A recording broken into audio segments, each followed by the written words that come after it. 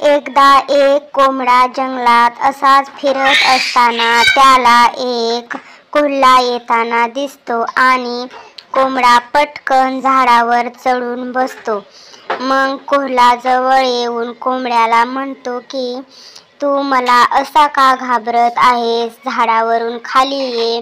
राजाने फर्मान काढला आहे की आता कोणी कोणाला मारून खाणार नाही आणि सगळे मित्र बनून राहतील. मग कोंबडा त्या कोल्ह्याला म्हणाला की असं आहे का? तर मग पहिल्यांदा तिकडून येणारा कुत्र्याचा घोळका, त्यामधील कुत्र्याबरोबर तू मैत्री कर आणि त्यांच्या गळाभेट कर. मग मी तुझे म्हणणे ऐकतो आणि खाली येतो. हे ऐकून कोल्हा दुम ठोकून जंगलात गेला.